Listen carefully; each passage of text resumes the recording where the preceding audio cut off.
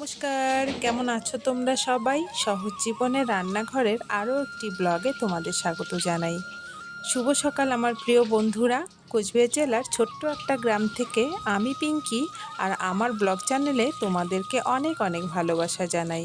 তো তোমরা যে যেখান থেকে আমার ভিডিওটা দেখছো, আশা করছি সবাই ভালো আছো, সুস্থ আছো, আর আমরাও ভালো আছি। বন্ধুরা, এই যে কালকে বাজারে গেছিলাম, যা তা অবস্থা হয়ে গেছে। কালকে আমাদের চাল উঠছিল, মানে মাগনে চাল উঠছিল 36 কেজি, আর টাকা উঠছিল 852 টাকা। তো তারপর আমরা ভাবছিলাম যে বাজারেই চালটা বিক্রি করে আমরা করব, সবজি বাজারটা করব আর গালামালের খরচাটা করে আমরা খিচুড়ির ব্যবস্থা করব। আর 20 কেজি চাল নিয়ে গেছিলাম, আর বাদ বাকি 16 কেজি চাল রেখে দিয়েছিলাম। বাজারে গিয়ে যা অবস্থা, তো ব্যাগটা নিচ্ছি, ক্লাবে রেখে আসি। কালকে তো মাগন করে এসেই আমরা আবার মিটিং করছিলাম, সেই মিটিংয়ে বসে আমরা সব কিছু ঠিকঠাক করলাম। করার পরে আমরা 3জন মিলে, মানে বাড়িতে ঢুকে আর মানে 1 কাপ চা খাওয়ার মতন, জল খাওয়ার মতন পরিস্থিতি কালকে ছিল না, মানে এতটাই টাইম শর্ট ছিল। তো আমরা 3জন মিলে টোটোতে করে 20 কেজি চাল নিয়ে গেলাম বাজারে। যাওয়ার পরে সেখানে চাল কিছুতেই বিক্রি হচ্ছে না। এবার বিক্রি না হলে তো আমাদের টাকা ম্যানেজ হবে না। তো বাজার করব, বস্তা ব্যাগ সব কিছুই নিয়ে গেছিলাম। দাঁড়াও,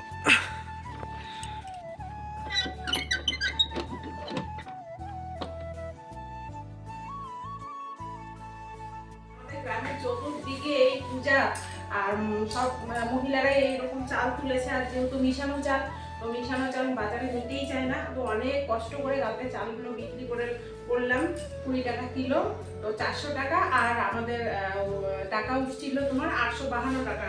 তো সেই টাকা দিয়ে মোটামুটি মানে ঠাকুরের খরচা, ঠাকুরের মূর্তি সব নিয়ে আসি। শুধু খিচুড়ির জন্য টাকাটা বাকি এসে বাজার করে এসে আবার মিটিং করছি। মিটিং করে আবার সেখানে ঠিক করা হলো যে সবাই আমরা যদি 50 টাকা করে দেই, আরও 1000-1200 টাকা উঠবে। সেই টাকা দিয়ে আমরা আজকে খিচুড়িটা করতে পারবো। তো দেখি কতদূর কি করা যায়। তো আমাদের বাড়ির এগুলো ব্যাগগুলো সব নিয়ে যাব, তাই আমি সব কিছু এখান থেকে নিয়ে আসলাম। যেহেতু ক্লাবেই আনতে হবে, বাড়ি থেকে তো নিয়ে আসা সম্ভব না।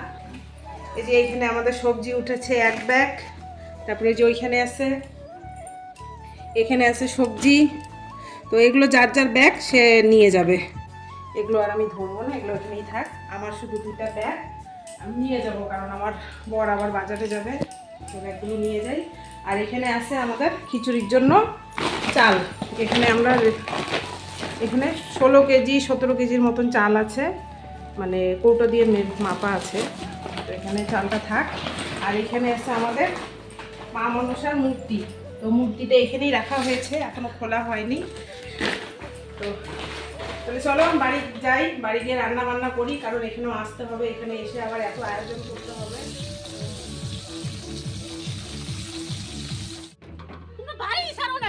আরে আমার রান্না হয় না, আমার ছেলের শরীরটা খারাপ করলো, বমি করতেছে সমানে। ফিটিং করে সব উনান টুনান রেডি করে ইট চিট গুছায় দিয়ে একবার সবকিছু করে আর ছেলেদের উপরে চাপায় দিয়েছে বক্সের টাকা 400 টাকা তুলে দিবি। কি বলছে? ঠিক আছে, আচ্ছা কি বলো, কত উঠলো টাকা? 200 টাকা উঠলো। লেখা হয়ে গেছে? কে কে দিল? ওই যে ওদের বণিক বাড়ি, হ্যাঁ, আর হচ্ছে যে নুপুর ঘোষ, হ্যাঁ, এটা জমা দেওয়াই আছে। হ্যাঁ। আর হচ্ছে গিয়ে তোমার এখন কত আনলা? 200?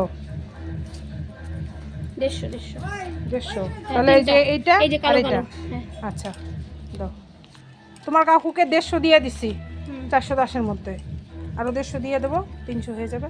তাহলে আর কি থাকে, আর কোথায় থাকে? আস্তে আস্তে যেটা যেটা উঠতেছে সেটা সেটা দিচ্ছি না বাবা। ওর উইটা খাও, উইটা খাও।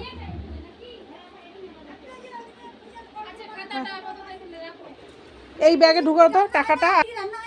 না গো, আমার ছেলে বমি করতেছে জানো। যেমন ভাবনা তেমন সেইভাবেই কাজ হয়েছে। টাকা পয়সার দায়িত্ব, বাজারের দায়িত্ব সমস্তটা আমার উপরে ছিল। তাই সকাল থেকে আধা ঘন্টা রান্না আমি করেছি 2 ঘন্টায়। এ আসে সে আসে, হিসাব দেওয়া হিসাব নেওয়া, তো সমস্ত কিছুর ভার আমার উপরে ছিল। আর সবাই মিলে তো পূজার কাজ তো করেইছি। তো এখানে দেখো তোমরা, ব্রাহ্মণকে ধরে নিয়ে আসছি। এই দাদাই আমাদের দুর্গাপূজা করে, তোমরা তো আগের ব্লগে দেখেইছো। তো এই দাদাকে দিয়েই আমরা আবার দুর্গাপূজার খুঁটি পূজাটা করব। এটা সেটা ঠিক করা ছিল। তারপর আমরা যে ব্রাহ্মণ ঠিক করেছিলাম বিশ্বকর্মা পূজা আর মনসা পূজা করব, সেই ব্রাহ্মণ তো আসলোই না আর ফোনও তুললো না। তারপর এই দাদা হিমঘর থেকে পূজা করে যখন বাড়ি যায় তখন এই দাদাকে ধরে কিন্তু আমরা এই 3টা পূজাই আজকে সম্পূর্ণ করেছি। ভীষণ আনন্দ হয়েছে, ভীষণ, এটা আর বলার মতন মানে বলার কোনো ভাষা নেই। তোমরা দেখেই বুঝতে পারছো কতটা আনন্দের সহিত আমরা এই কাজগুলো করেছি, সবাই মিলেমিশে করেছি, যার জন্য এত সুন্দরভাবে হয়েছে। আর 16, 17, 18, 19, 20 কেজি চাল ডালের খিচুড়ি হয়েছে। মানে যেভাবে আমরা বাজার ঘাট মানে করেছি বা চিন্তা ভাবনা করে যে আয়োজনটা করেছি মানে পুরাটাই কমপ্লিট হয়েছে। আর যে খুঁটির লাল সুতাটা বাঁধছে ও হচ্ছে আমাদের দুর্গাপূজার দেউড়ি, তাই ওকে দিয়েই আমরা এই কাজটাও করাইলাম। তো এটা নিয়ে খুব হাসাহাসি চলছে, আজকে ওকে কোনো টাকা পয়সা দেওয়া হয়নি, তাই ভীষণ মানে আজকে আনন্দ হয়েছে এখানে, জানো তো। আর ওর বউ দেখো জল ছেটাচ্ছে। তো এখন হচ্ছে খুঁটি পূজাটা আর মনসা পূজা বিশ্বকর্মা পূজা হয়ে গেছে। এরা আবার পূজার কাজে সবাই ছেলেরা বের হয়ে যাবে, কি থানার কি পারমিশন আনবে, ওরা যাবে, তাই তাড়াতাড়ি করে গাড়ি পূজাটাও সারা হয়ে গেছে। মামা তোমার পিছনে আমি আছি, তোমার পারিশ্রমিক যদি দেওয়া না হয় তারপর তো আমি আছি পিছনে। হ্যাঁ হইলো একজন একটা কাঁচা টাকা তো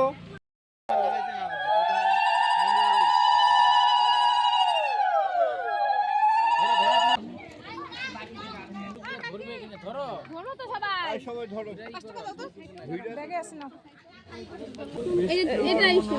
নমস্তুভ্যং বিষ্ণুপায় চ সর্বদেবদীপ দেবাং বিশ্বকর্মণ নমস্তুতে। ওং নং সপালং মহাবীরং বিশ্বকর্মকারকং শান্তি দেন, ফুল টুল দেন। বিশ্বকর্মণ নমস্তুভ্যং। এই প্রথম আমি মনসা পূজা ব্রাহ্মণ দিয়ে করলাম, মানে ব্রাহ্মণ দিয়ে করেছি তাই আর কি বললাম। তো বাড়িতে তো মনসা পূজা কোনো দিন ব্রাহ্মণ দিয়ে করিনি, আমরা সংক্রান্তিতে ঘরে করি। তো মনসা পূজায় যে বাঁ হাত দিয়ে করতে হয়, মানে বাঁ হাত দিয়ে ফুল দিতে হয়, এটা আমার জানা ছিল না, আজকে আমি এই জিনিসটা জানতে পারলাম। তো মনসা পূজার একবার অঞ্জলি হয়েছে বাঁ হাতে, মানে হাত জোর করে মন্ত্র পড়ে, আর ফুলটা যখন দিতে হবে তখন বাঁ হাত দিয়ে ফুলটা দিতে হয়। তো মনসা পূজার একবার হয়েছে অঞ্জলি, আর বিশ্বকর্মা পূজার অঞ্জলি হয়েছে, মানে মন্ত্র পড়েছে 2বার। তো পূজা কমপ্লিট হয়ে গেছে, এখন আমরা পুকুরে সবাই মিলে যাচ্ছি দুধকলাটা ভাসানোর জন্য। তো ভিডিওটা বন্ধুরা আজকে এখানেই শেষ করছি। কেমন লাগলো অবশ্যই তোমরা কমেন্টে জানাবে। আর সবাই তোমরা ভালো থাকবে, সুস্থ থাকবে। দেখা হচ্ছে পরবর্তী আরও কোনো ভিডিওতে।